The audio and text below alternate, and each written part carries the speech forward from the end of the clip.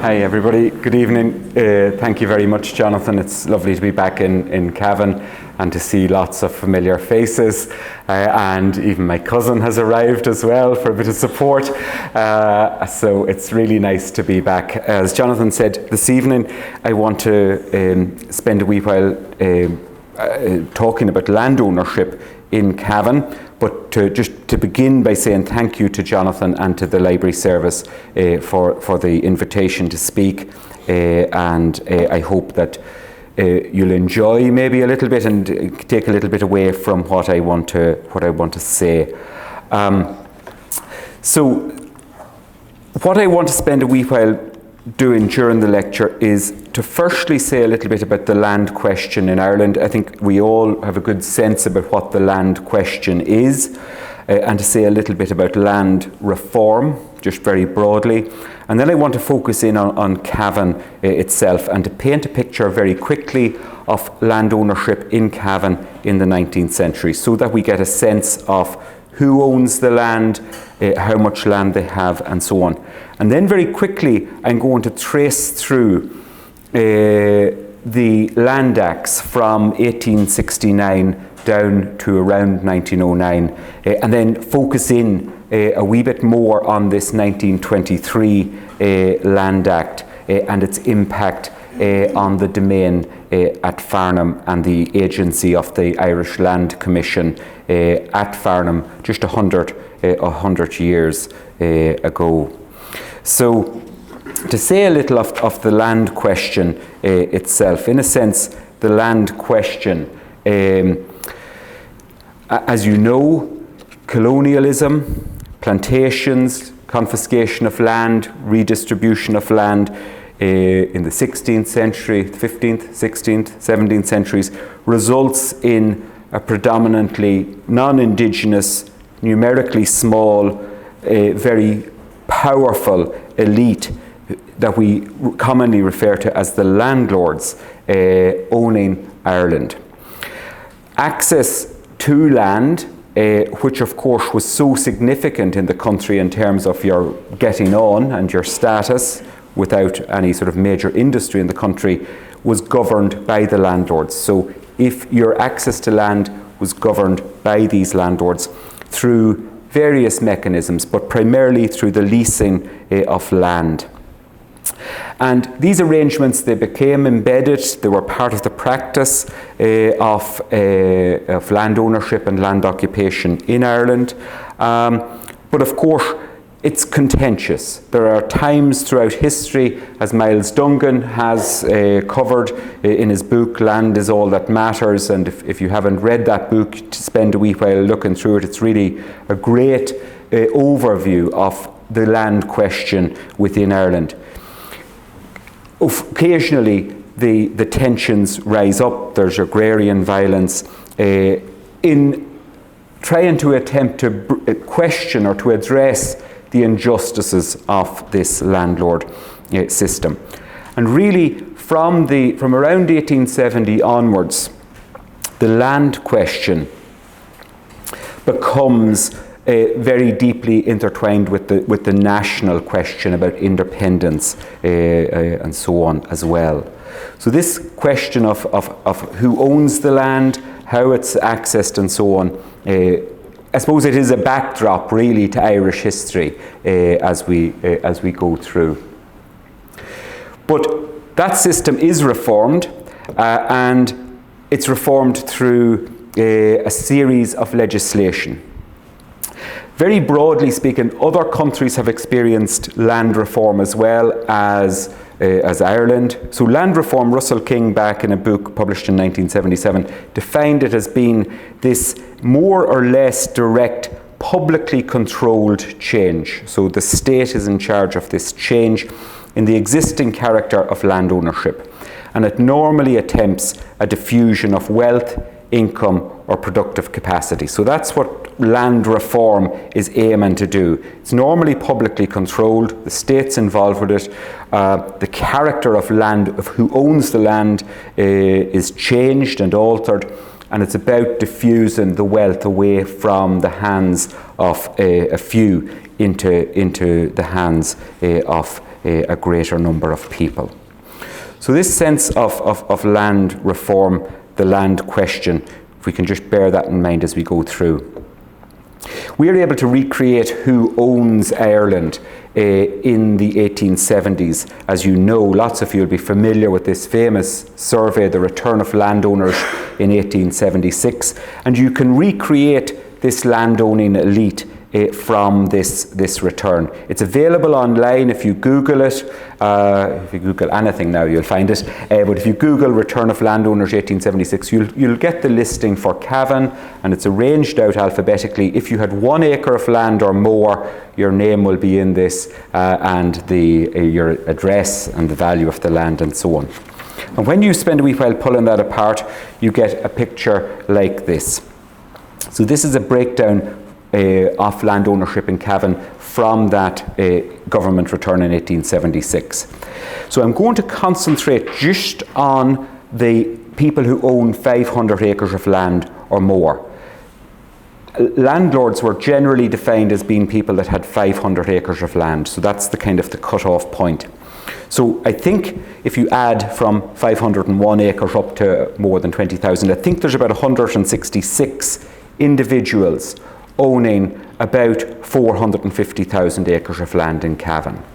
So it's that sense of the inequalities, the kind of I suppose I think it's an injustice that land and it's concentrated in the hands of so few starts to emerge there. So you have this elite, and this elite, these are the top ones in Cavan. Here they are. These ones are the premier landowners of Cavan. And I've looked here at classifying these guys by the value of their land rather than how much land they have, because the value, I think, is more important than the amount of land that you have, because that gives you your clout, your economic clout, your status, and so on. So you throw your eye down through this listing here. There are names that you will recognize. You will see that some of these people are resident, some of them are absentee, some of them are right outside the country, others in other parts of Ireland, and you get that sort of breakdown here. And very significantly, you can see there the fifth most valuable estate in Cavan in 1876 belonged to the Commissioners of Church Temporalities. So this is church owned land in the county.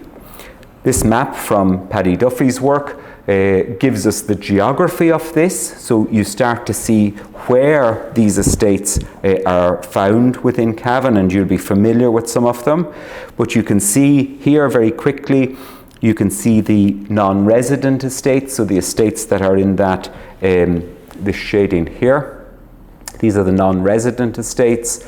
So you can see there's quite significant chunks of the county where we have non-resident owners, and then you have other owners that are named, like Farnham, who we all know, the Youngs at Ballyborough, the Coots at Coot Hill, and so on.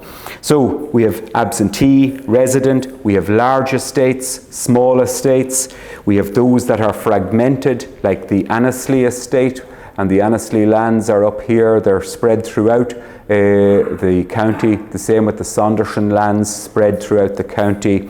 And then consolidated estates or compact estates like these ones here. And all of these ones over here where you have that compact nature to them, these are all estates that were established during the Ulster plantation.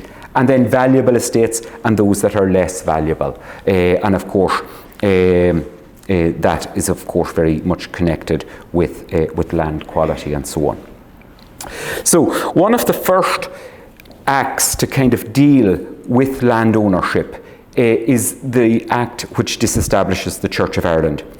And it didn't set out to be the first land act to deal with land and so on. It was of course set out and is to separate the church and state in 1869, to separate these two entities. But it had to deal with the land and the property that the Church of Ireland owned. And the Church of Ireland had vast tracts of land. We see in Cavan alone, they have over 6,000 acres of land. So all of the land that the church owns is transferred to these guys, the commissioners of church temporalities. They then see the transfer of that land over to back to the church, some of it back to the representative church body, or on to new owners. Now, if you were a tenant of the church-owned lands, the commissioners would advance you 3/4 of the purchase price. So that meant that you needed to have the other quarter saved up yourself. You needed to have that as a kind of a deposit, and you'd repay that over 30 odd years. In certain instances, tenants who didn't have the money to purchase, they could get somebody else to buy the land for them. So you have, I'm just pulling out one extract here from the Diocese of Kilmore, and here we have the first time, and the significance of this is that this is the first time that tenant farmers are actually becoming the owners of their own land. So we have never had this happening before in Ireland up until this point in time. And it's in a way a kind of a sidebar to the bigger dimension of the Disestablishment of the Church Act. So it's hard to beat talking about home, so I decided I would give you a little sense as to what's found here. But basically you have the name of the purchasers, the people who buy the land, where the land is, and this is our own home area here, the Parsi here.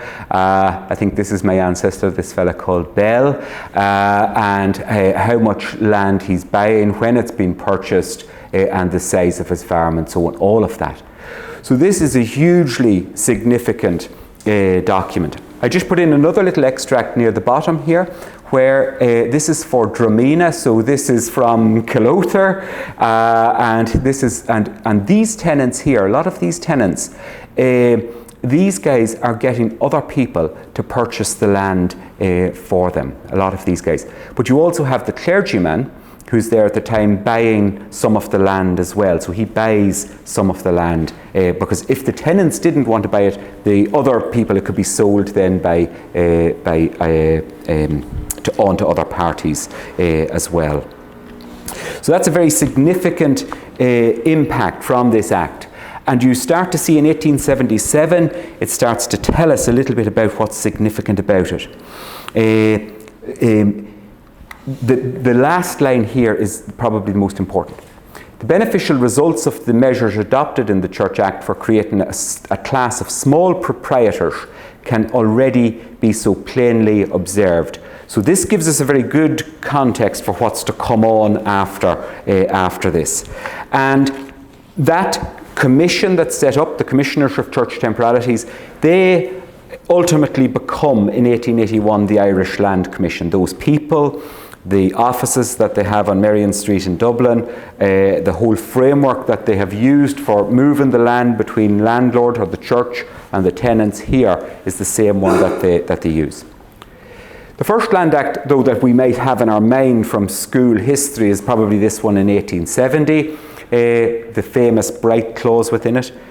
The impact in Cavan is that this Gosford estate at Arva, we see at least 42 farms at Gosford being sold at that point in time. And again, the government, through the Office of Public Works, is advancing a certain amount of money, tenants are buying. But it's a very, very small number of people. As I said, in 1881, the Land Commission is established, and this is really significant because it sets out two things. One, I suppose, to set fair rents, and this is the first time that the landlord's kind of power over land is really curtailed. Now an official body can step in and say, no, that rent is too high, you must have it at this level. And they're also there then to be the vehicle for transferring ownership of land as well. In 1885, there is another Land Act, again in Cavan, relatively small acreage is sold. and most of the people who are selling out are non-resident, relatively small estates, and guys who have come to the property market like Vernon in Belturbet just in the mid-19th century. So he's just moving his land on that he has acquired relatively recently. In 1891, there's another Land Act. This is significant because we see a greater level of sales of estates happening. And again, you'll recognise some of these names. Those with the little asterisks beside them only sell part of their estate at this time. Others, like the Clements family at Rathkenny, sell their entire tenanted estate, and the Finleys and the O'Reilly estate down at from the O'Reillys of Oldcastle, their estate around Den and Kilbride. There's more legislation, so this is where this protracted nature comes from it. 1903. 1903 is probably significant because the landlord gets a bonus. There's a cash bonus. The tenants have much longer to pay, and the repayment rates are good. So you can leave, these are intergenerational loans, they're over 68 years, so there's lots of payments within it. So these are just some of the families who are selling out at this stage. I suppose what's significant and what you have to think about this is that you need your tenants to be wanting, they need to be willing and able to purchase, and then you also have your landlords who are also willing to sell as well. For landlords who were in debt, selling land was a great way to get out of it, but for other families that weren't in debt, where the estate was solvent, there was no big push to sell the land. So you have people, as we'll see, hanging on for quite some time. And the extraordinary resource that's available to allow us to recreate all of this transfer of land are these parliamentary papers, these return of advances. And I think these are a sort of a seriously under-tapped sort of a resource. You have, when you locate them, it does take a little bit of work locating them, but you have, when you find them, a record of each tenant who purchases land across Ireland. So it's a tremendous genealogical record, it's a tremendous social record of this revolution that's happening as people become owners of land in their own right. So you can see down to very small, 12 acres, 5 acres, 3 acres, the name of the person who's buying it, how much they're paying for it. All of this for the entire country is available in these parliamentary papers. So, to give us a little overview, between 1881 and 1909, this legislation that we've talked about results in about 65% of Cavan's landmass being transferred from landlord to tenant. About 14,500 holdings or farms is there. So this revolution is underway, but it's piecemeal, it's gradual, it's not something that happens very, very quickly, as we've seen.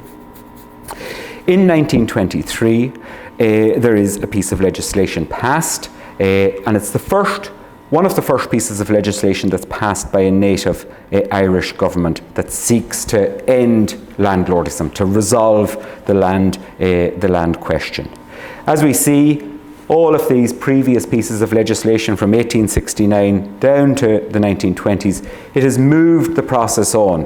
It's moved it on quite significantly. But in newly independent Ireland, there are still 114,000 farms or holdings on about 3.5 million acres of land that remain in the hands of the landlords in 1923.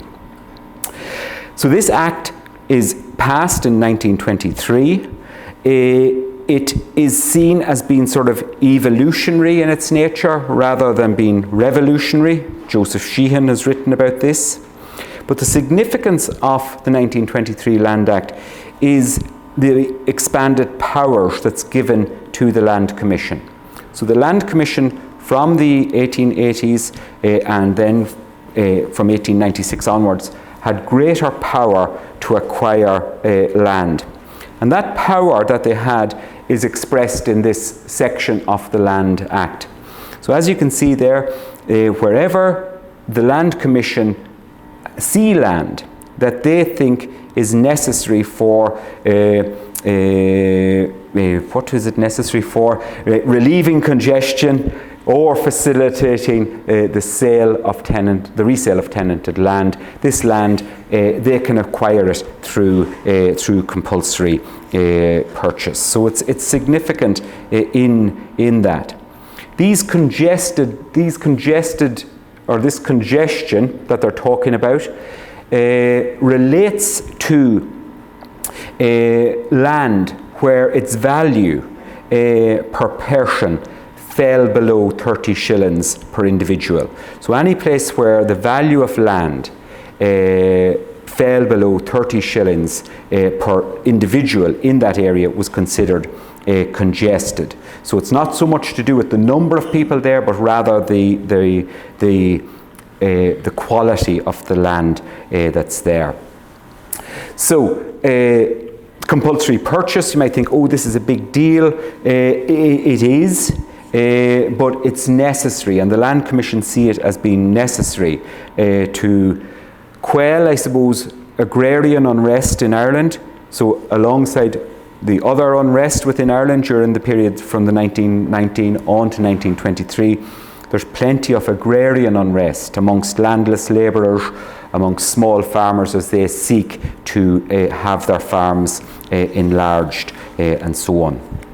But there is only so much land in the country. There's only so much tenanted land in the country. So the land that's rented out from the landlord to the tenant, yes, we can transfer the ownership of that.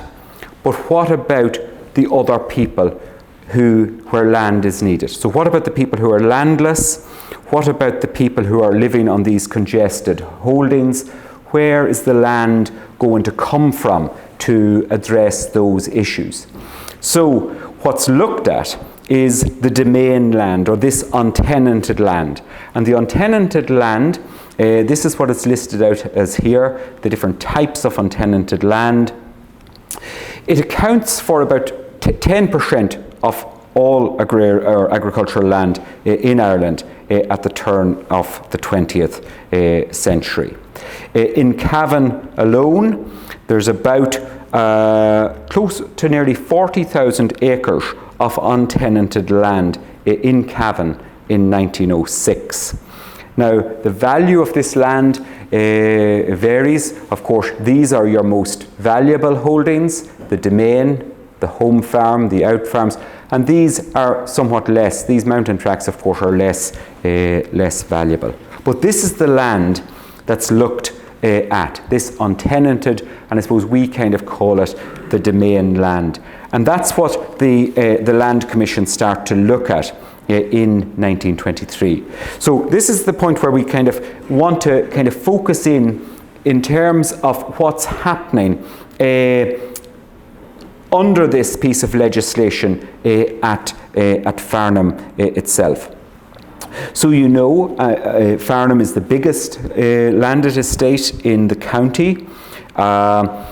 It had remained intact down until the Land Act of 1903. At that stage, they sold about 3,000 acres of land, but the rest of the estate, they still retained about 26,000 acres of land. And this, by 1923, they have about 20,000 acres of land and about 2,800 acres of untenanted land.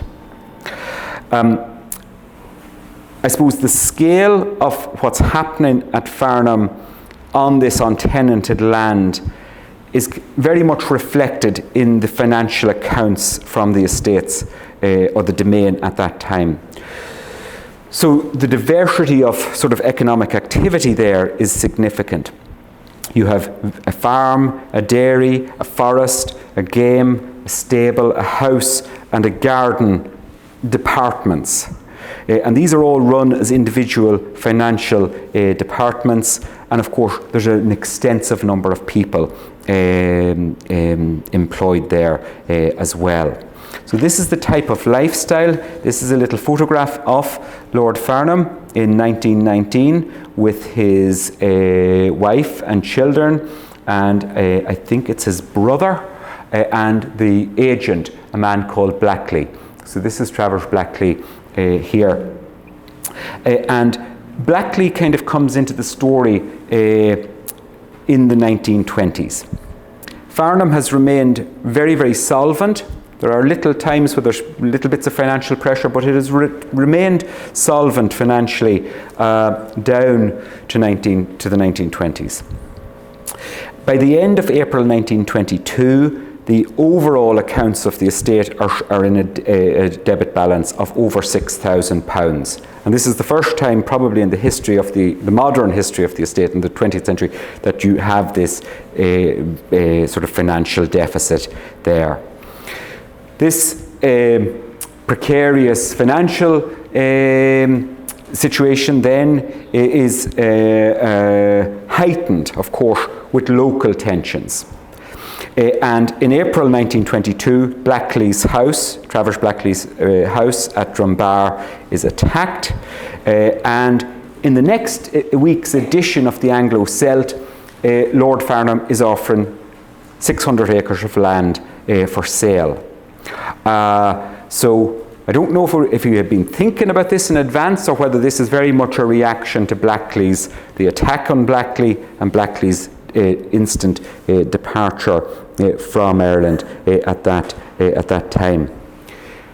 Farnham was probably aware that this agrarian unrest would boil over and that there was potential for the forceful occupation of his domain lands.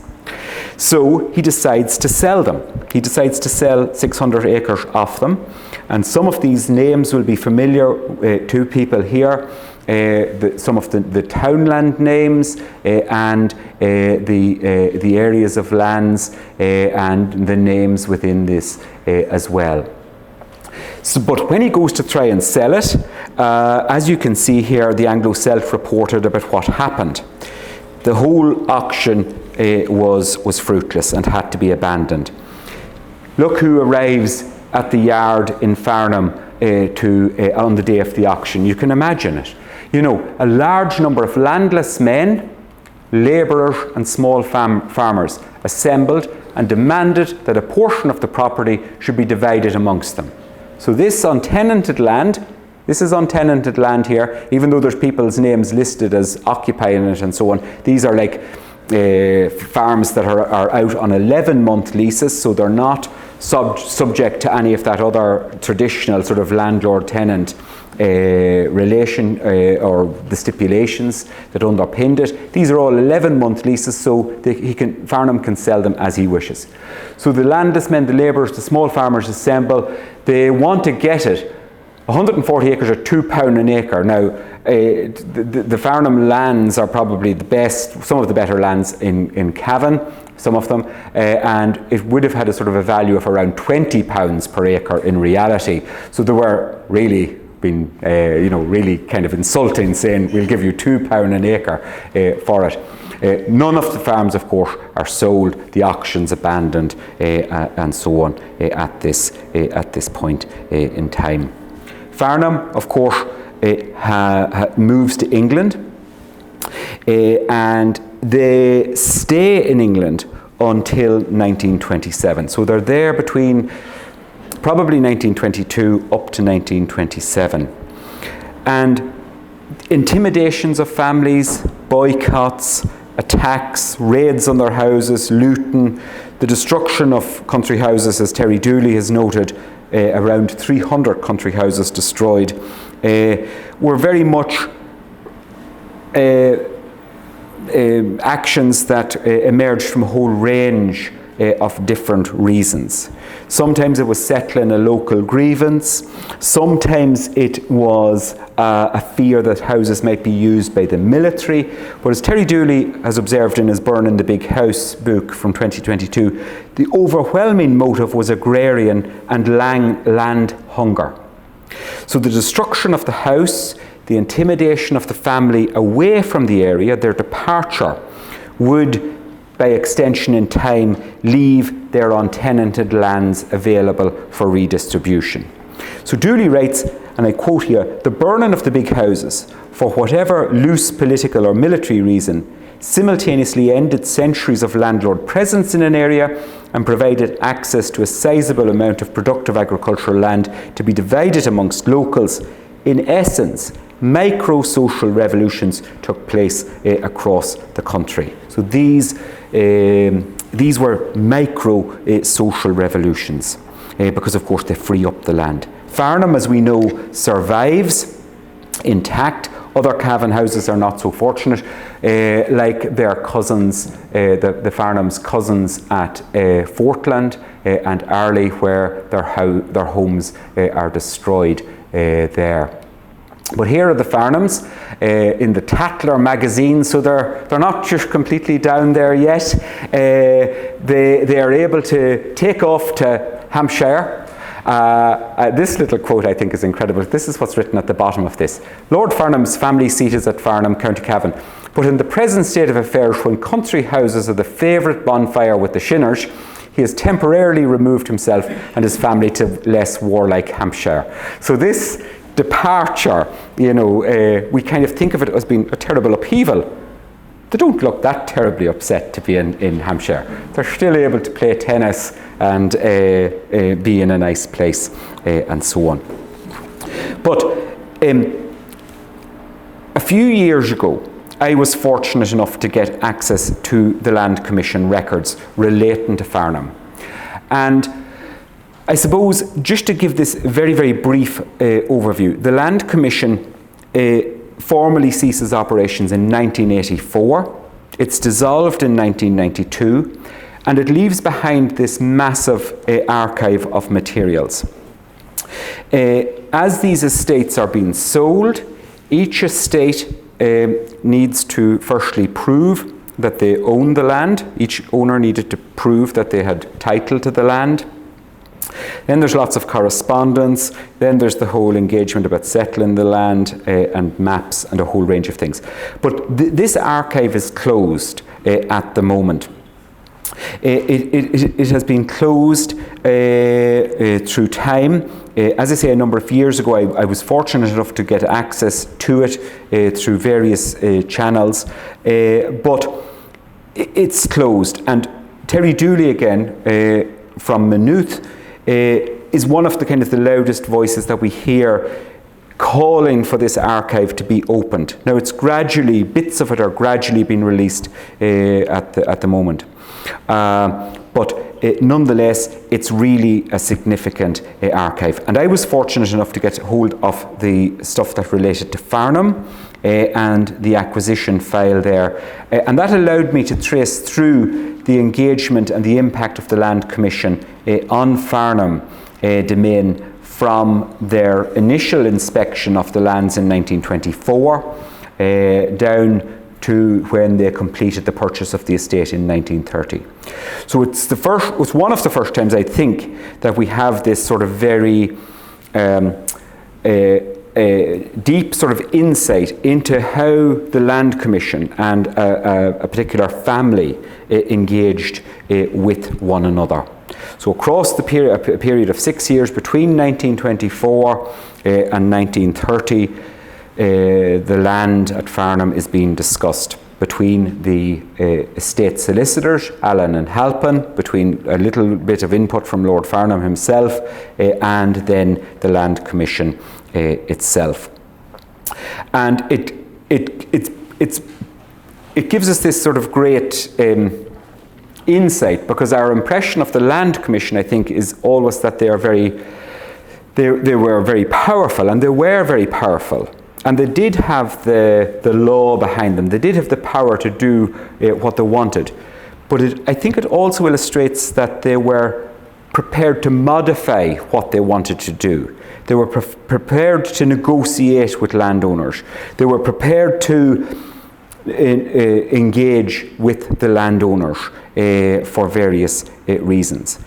And this correspondence that has survived between the Land Commission and the Farnham, I'm going to call it the Farnham estate, is also unusual in that a lot of the correspondence in the archive appears to have been culled during the emergency in the 1940s. So the survival of this is also significant for that reason. The process begins in 1924 when a letter or a report is submitted by a man called Inspector Lafferty, a P. Lafferty. This is most likely a man called Patrick Lafferty, who had been born in County Tyrone. He had been working with the Land Commission from 1906. He's pretty long established. He's experienced in 1924 because this is a very sort of a sensitive operation to step into. And Lafferty says, you know, these lands, and he's talking about lands in the untenanted townlands of Breendrum, Doredas Upper, Drumonham, Drumullen, and in Farnham itself. So these lands are required for relieving congestion, making bigger farms, and for holdings for migrants. So it's significant. They're looking at about 260 acres. He has a price set in his mind already as to what it will be. The land is well maintained. There's not going to be much need for much else with it. We get a wee bit of an insight into how Lafferty arrives at Farnham and how this report materialises in May 1924 from a newspaper report in the Anglo-Celt that is reporting on a Cumann na Gael, the county convention, the County Cavan convention of Cumann na Gael in December 1924. And the chairman of the county convention reported about how, and I quote here, "We had been asking since last February for an inspector to be sent down." Okay, so the motivation or the kind of the request for come and look at the untenanted land at Farnham comes from a political party. So there's that little bit of agitation. So he says, but when he came down, he did not look at a single piece of land except that shown him by Farnham's agents. So what's happening? Is the agent there and the solicitors, are they just showing him perhaps what they want to show him? And the few Cumann na Gael who went there were insulted by him. So nonetheless, there was then some remarks then at this meeting that there was bottles of champagne and a big dinner at Farnham as well during the inspector's visit. And remarks passed about how certain farms had been overlooked. So there was a farm that on the estate, one of these 11-month farms called the Red Shed Farm in Breendrum, that would have been a better farm than some of the other ones that had been identified. Nonetheless, this is what Lafferty plans to take over. So Farnham House itself is here, just in red, and these are the acres that he wants to take over. So a good chunk of Farnham townland itself, this townland of Drumonham, sorry, I'm probably saying that wrong, Doredas, and then down here closer to Breendrum and Drumullen and Drumlonit as well. So you can see here, this is taking away a lot of the agricultural land that Farnham has. He's left with plenty of plantations and so on. Farnham is naturally agitated by this. He comes home on Christmas 1924, looks over the lands and says, no, we want to keep, he says, I want to keep my domain intact and I'm not prepared to sell you this piece and I'm not prepared to sell you this lower piece of Doredas as well. And the Land Commission sort of go back and say something else to them. But all in all, this correspondence goes on. Farnham was very aware, though, that he couldn't be seen to be obstructing what the Land Commission wanted to do. So he offered other areas of land to them in lieu of Dromonum, in lieu of this big tract here and this little part here of Doradus as well. Because the solicitors wrote to the Land Commission in December 1924, Lord Farnham is anxious, if possible, to come to some amicable agreement so as to avoid friction in the locality. His Lordship's intention to reside at Farnham in the future as his family have done in the past.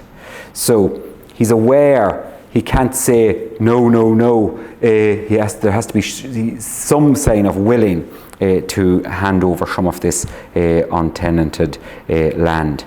This piece here, he's most agitated by this piece here going, because he says, how is my gamekeeper supposed to know where the shots are coming from? What sort of control am I going to have over small farmers in here? They're going to cut down my new plantations that I have here, and all of this. So it was a very practical concern that he had. The Commission ultimately abandoned their plans to acquire this piece, and between them they come to some other ideas and so on. So the main sort of things that are negotiated between Allen and Halpin and the ILC relate to how much land, what land is going to be acquired, the purchase price. They come in with their price, which roughly was calculated at around £14 an acre. Farnham said most land in the Farnham area is getting £20 per acre. They had a guy called Bomford from Kells value the land, and then the value of that land is put through as around £3,500. So between them, they kind of say, oh, we'll come to some agreement. Farnham says, okay, I'm happy to accept £3,500, even though he asks the Land Commission for more. And by February of 1926, the price is secured, £3,500 for 246 acres. The Land Commission give him the shooting rights over the lands, but there's a great delay, there's a tremendous delay in taking on these lands. So this is the lands that the Land Commission finally take over in Doradus, at Farnham, and between Drumullen and Breendrum. So he's very effective. Farnham and the agents and the solicitors are very effective in terms of keeping what he wants, keeping that intact domain, keeping the land all together. And I think it does show to us that the Land Commission were prepared to negotiate. Where you had somebody very active on the ground, where a place had survived, and where you had a domain that was still being run. The operations of the domain were not greatly impacted by that revolutionary period. Everything still kept happening at Farnham during that period. So you have a major centre of employment here in a country that's devoid of employment away from land. The land and the price and so on is agreed in 1926.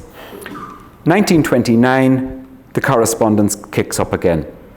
The Land Commission still haven't taken over the property, and Allen and Halpin are very annoyed. Lord Farnham has invested, he can't sell it on because he has sold it to them, he has to pay income tax, and then the Land Commission turn around in June of 1929 and say, yes, we'll take it next week. And then that only agitates them further, because how is he going to get rid of his cattle in the middle of the season and all of this sort of thing. So anyway, between the jigs and the reels, the estate is this land is finally taken over by the Land Commission in January 1930. And this is the land, this is how the land is divided up.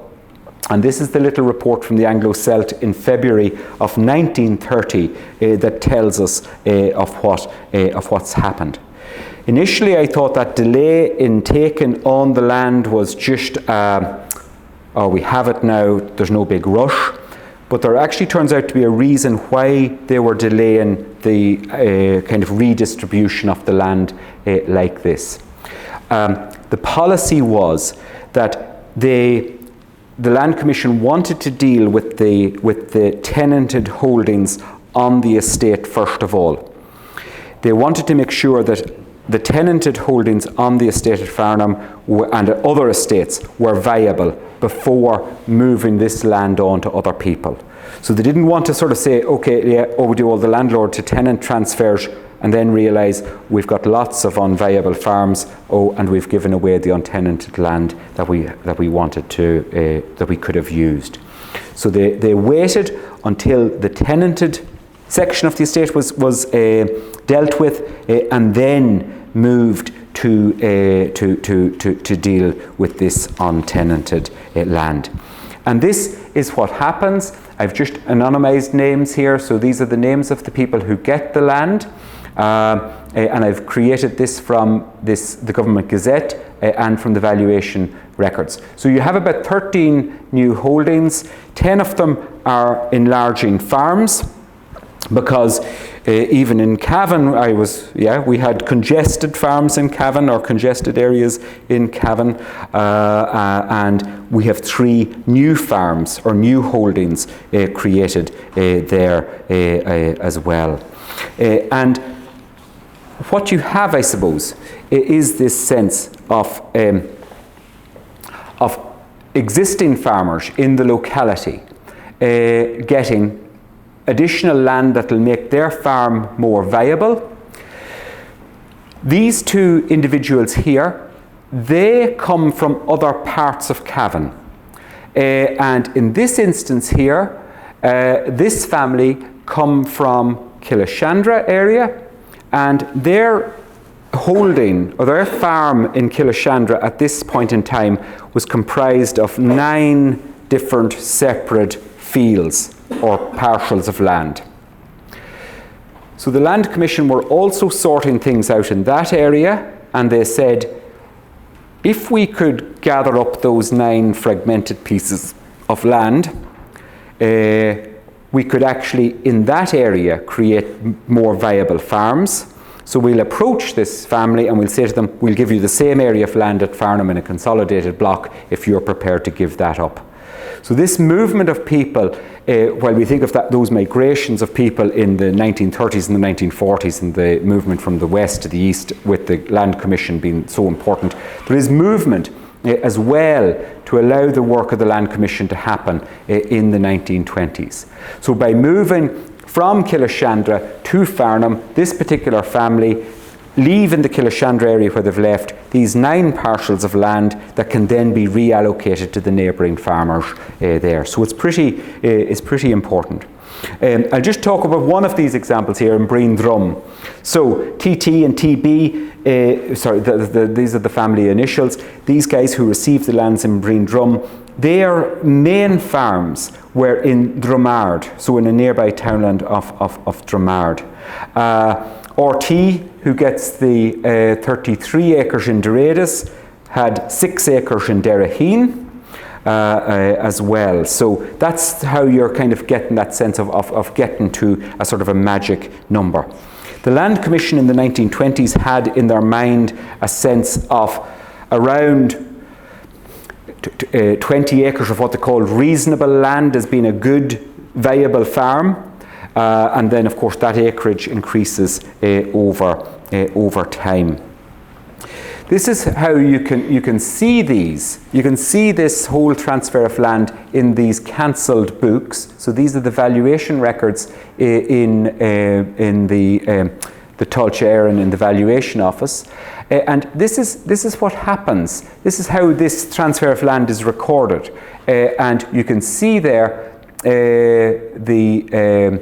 the names of the new tenants coming in here, and the size of the farms that they're getting, and a description of them as well, and the year is marked in there as well. So you get that in the example for Bellamont at Cootehill. You can see the Smith name being stroked through, and the names of the new tenants and their farms coming through there. Despite the loss of land at Farnham, the Farnhams remain big, significant landowners. They returned there in 1927. For the next 30 years, as you know, they farm it very intensively until the death of Arthur Kenlis Maxwell. And as I say, they have a big estate, still a big estate there, even after the sale to the Land Commission. And again, Dooley has observed this about the interaction between the Land Commission and the landlords. The government, he says, was prepared to balance the loss of employment against acquisition. So the government had in their mind, yes, we could acquire all the agricultural land here and make maybe 3 or 4 or 5 or 6 new farms. But what of all the families who are working in this area, in this domain at the moment? What are they going to do? So the government were very carefully thinking, these are places like Farnham, where the family are still there, the house is there, everything's working, were very important centres of employment. And this kind of picture from 1930 captures the scale of that. And even though there's a selling off of land during the 1950s and maybe again in the 1980s from the Farnham estate, you still end up with a very intact tract of land when the land is still finally sold in 2001. And this is down very much to that negotiating and engagement between Farnham, Allen and Halpin and the Land Commission. So just in conclusion, what happens? Between 1923 and 1965, there are another 105,000 acres of land that's sold across Cavan. The Farnham estate is one of the biggest. So this is the tenanted estate. This is where you have the farms. At Kingscourt, the Pratts sell out the other Fortland estate as well. And around 15,500 acres of this untenanted land is acquired as well down to 1970. At Ashfield at near Coothill, the Clements family there sold to a family called Fletchers from Killashandra, who were sawmillers. The Fletchers took what they wanted from the land, i.e. the timber, and then sold that back onto the Land Commission at that stage. And then the Land Commission, there's some really lovely examples of those very traditional Land Commission houses from the 1960s over at Ashfield. Nonetheless, even down to 1979, sorry, that is awful, you can't even see that, but you're going to have to believe me that that's a little extract from a magazine called Irish Business from October 1979, when they ran a series of who owned Ireland at this stage. And when you throw your eye down through that list, you essentially see the remnants of the landed families. So Lord Farnham is there, the Vesey Stoneys at Bobsgrove, the Coles at Drumcrow, the Mortimers at Mulla, the Mees at Clover Hill, the Kilnacrot Abbey Trust, the Missionary Sisters at Killashandra. Let me see who else is there. The Pattons at Red Hills. They had sold to. They had bought White Venables estate at that stage as well. So just in conclusion, just very, very quickly in conclusion, thank you for listening. This is this protracted revolution. As I said, there are various reasons why some landlords decide not to sell. They don't have to sell. They don't want to lose this status that they have. Others sell because they have perhaps no connection with the county. They just have this commodity that's in the county and decide to get rid of it. Others find themselves with tenants that can't buy or are unwilling to purchase, and I think that's kind of interesting as well. That unwillingness of some tenants to purchase. But the Farnham case study itself, I think, reveals some interesting things about the Land Commission archive, and hopefully that archive will become open to allow us to look at more examples of this, to see were the Farnham people unique, or were the Land Commission open to engage in at a similar level with other families as well. It really reveals them as a body that are pragmatic. They understand when they start to feel negotiations happening. They're aware of balancing local circumstances and the landowner's interests. So they're aware that Farnham is going to provide lots of employment. These big farms are also rearing lots of cattle, which is a key sort of a demand of the government in the 1930s, the 1920s, 1930s as well. And I suppose being able to access the Land Commission files, we get that sense of illustrating this process. It's not just maybe as heavy-handed from the Land Commission as you might have expected. Their engagement, and of course the richness of that correspondence as well. I didn't bother reading out to you reams of things, but the correspondence between the Land Commission and the Farnham people is very rich and insightful as well. But just to say that just because the Land Commission isn't open, it doesn't mean that we don't have other ways of understanding this period in the 1920s as well. We can use these valuation office records to see that happening very clearly. We can look at Irishifigul, we can look at those return of advances, we can see the revolution happening in other ways as well. And even through the newspapers as well. We sometimes think of this as being something hidden, but obviously, people were obviously desperately interested in knowing who was getting land. So the Anglo-Celt had their little report, and they said, next week we'll tell you, so if you want to go and find out who those people are who get the land, it's written in the Anglo-Celt. They report on it, and the names are listed out the following week. So you can get to grips with it in that way as well. So listen, Jonathan, thanks so much for the invite, and thanks everybody for your patience and attention. It's very good of you for being here. Okay, thank you.